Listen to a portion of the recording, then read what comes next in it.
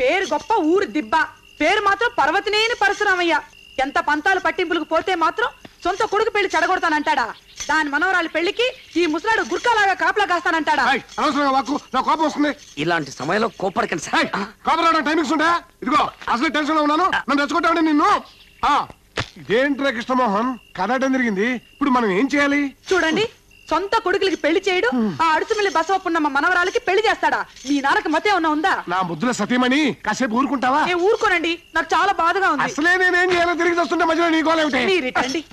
చూడు బాబు, ఈయన మాటలు వింటూ నువ్వు ఇక్కడే కూర్చుంటే నీకు ఈ జన్మకు పెళ్లి అవ్వదు. మనం వెంటనే వెళ్ళి మీ నాన్నే కాదు ఎవరు అడ్డొచ్చినా సరే మనం ఈ పెళ్లి ఆపాలి. ఈ టైంలో ఎవరొచ్చింది?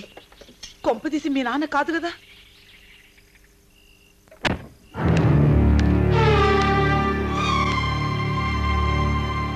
నేను కయ్యానికి రాలేదు బాబు, బియ్యానికి వచ్చాను.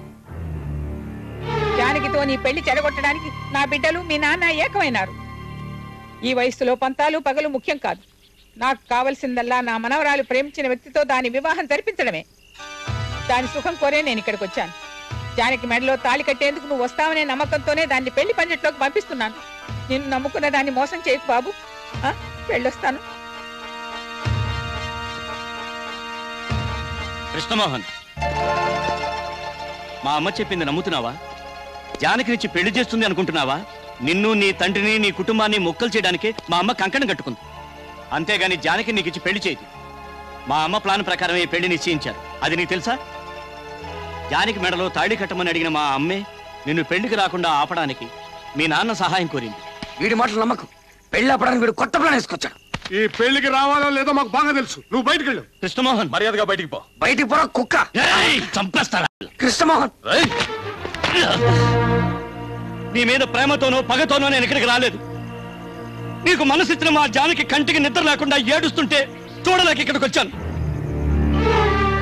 మీ తండ్రి కొడుకులు నరుకు చస్తారేమోనని నేను ఇక్కడికి వచ్చాను. అలా జరిగితే బ్రతికినని మా జానకి చెప్పింది.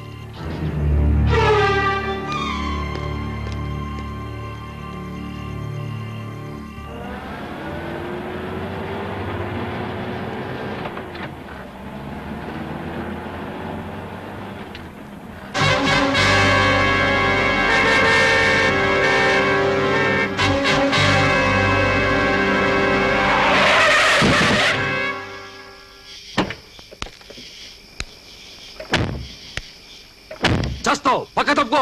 ఆపారెందుకు? చంపేచ్చుగా. మీ పంతం నెగ్గేది. ఎవరిని ఓడించడానికి నాన్నగారు మీరు ఆ పెళ్లి కాపలా వెళ్తున్నారు? నన్ను ఓడించడానికిగా. నేను ఆ పెళ్లి చేసుకోను, అటు పక్క కూడా వెళ్ళను. దయచేసి మీరు అక్కడికి వెళ్ళొద్దు. తప్పుకుంటావా లేదా? నేను తప్పుకోను. అన్నయ్య, నా మాట నమ్మండి. నాన్నని వాళ్ళు మోసం చేస్తున్నారు. దానికి మీరు చిన్నయ్య సపోర్ట్ చేయొద్దు. వాడి మాట్లాడరా వినేది? అడ్డొస్తే ఎక్కించరా బండి.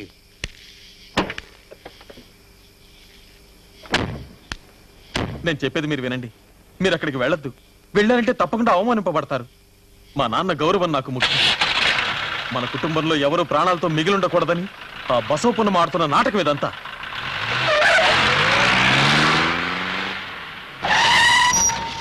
రై, మాకు మా నాన్నగారి గౌరవమే ముఖ్యం. మేము అక్కడికి వెళ్తాం, ఆ పెళ్లి జరిపిస్తాం.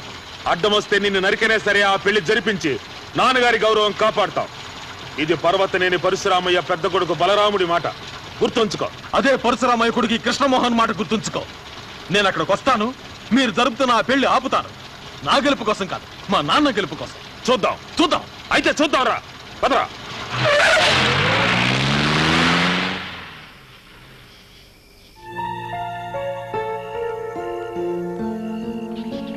నా మాట రేపు పెళ్లి పెట్టె మీద కూర్చుంటే నీ మెడలో తాళి కట్టేది కృష్ణమోహనే కాని లాయర్ కొడుకు కాదు. నేను అక్కడికి రాను బాబాయ్.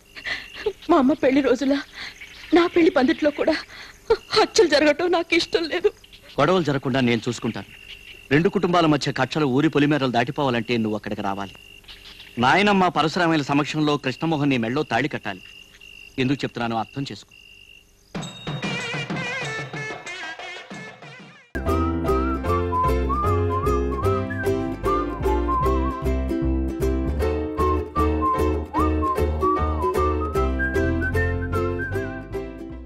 ఆగు, ఇప్పుడు నువ్వు ఇక్కడికి ఎందుకు వచ్చావు?